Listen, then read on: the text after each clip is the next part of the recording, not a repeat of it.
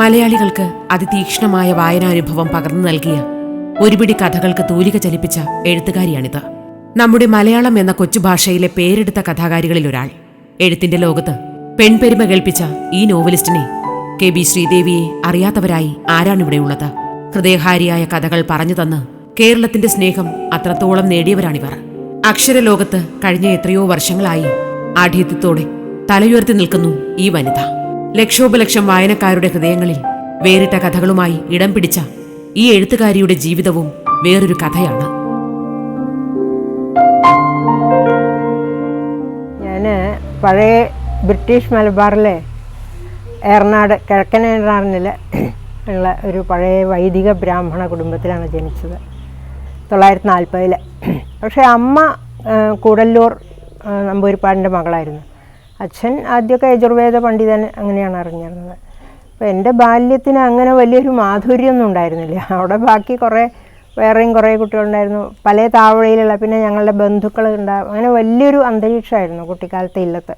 ആദ്യം ഞങ്ങൾക്ക് ഒരു എഴുത്തച്ഛനാണ്, ഈ നിലത്തെഴുത്തുള്ള എഴുത്തച്ഛൻ, ചാത്തുഴുത്തച്ഛൻ ആണ് ഞങ്ങളെ. അതന്നെ ഞങ്ങളുടെ അടുത്തൊരു ബംഗ്ലാവുണ്ട് ഇല്ലത്തന്നെ വളപ്പിൽ വേറെ. അവിടെ കുറേ കുട്ടികൾ, പുറമെയുള്ള വീട്ടുകളിലെ കുറേ കുട്ടികളുണ്ടാവും.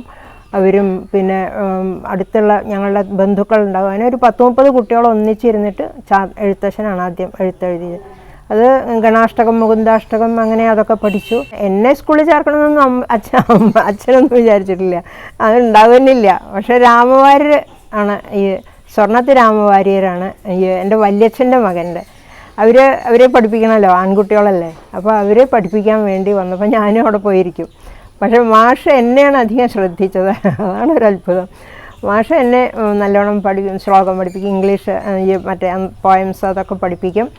വളരെ ഒരു വാത്സല്യമായിട്ട് മാഷ് എന്നെ കണക്കാക്കി.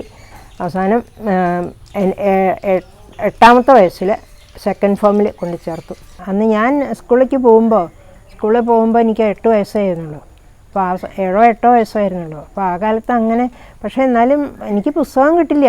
അച്ഛൻ്റെ പത്തായപ്പുരയിൽ കുറേ പുസ്തകങ്ങളൊക്കെ ഉണ്ട്. അച്ഛൻ്റെ ഓഫീസ് റൂമിൽ ചെന്നാൽ ധാരാളം കിട്ടും. പക്ഷേ ഞങ്ങളൊന്നും പോവില്ല, അങ്ങോട്ടൊന്നും കിട്ടില്ല. പക്ഷേ എനിക്ക് വായിക്കാൻ വളരെ ആഗ്രഹം ഉണ്ടായിരുന്നു. പിന്നെ 10ാം ക്ലാസ്സിൽ വല്യമ്മയുടെ കൂടെ വരവൂർ ഹൈസ്കൂളിലാണ് പഠിച്ചത്.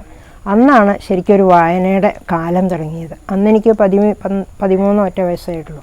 പിന്നെ എനിക്ക് പഠിക്കാൻ നല്ല മോഹം ഉണ്ടായിരുന്നു. ഞാൻ പാസ്സായി, 13ാമത്തെ വയസ്സിൽ തന്നെ 10ാം ക്ലാസ് പാസ്സായി. നല്ല മോഹം ഉണ്ടായിരുന്നു, പക്ഷേ പഠിക്കാനുള്ള സമ്മതം ഉണ്ടായിരുന്നില്ല. അപ്പോഴാണ് പിന്നെ എന്തെങ്കിലും വായിക്കണ്ടേ, വായിക്കാതെ വയ്യാന്നായി. അപ്പോൾ അവിടെ ഇല്ലത്തടുത്ത ഒരു രാമൻ നായരുടെ പീടികയുണ്ട്. അതിൻ്റെ മുകളിൽ പുസ്തകം കൊണ്ടുവയ്ക്കും, വായനശാലയായിട്ട് വയ്ക്കും. അപ്പോൾ അവിടുന്ന് ഞാൻ എൻ്റെ ചില സെക്രട്ടറിമാരൊക്കെ ഉണ്ട്, ആരും അറിയാണ്ടൊക്കെ അവരെയൊക്കെ പറഞ്ഞു വെച്ചിട്ട് പുസ്തകമൊക്കെ വായിച്ച് രാത്രിയാണ് വായിക്കുക. രാത്രി ഇങ്ങനെ കവിണ് കിടന്നിട്ട് അങ്ങനെ വായിക്കുമായിരുന്നു. അങ്ങനെ വായന എനിക്കൊരു മുഖ്യ ഒഴിച്ചുകൂടാൻ പറ്റാത്ത ഒരിതായി.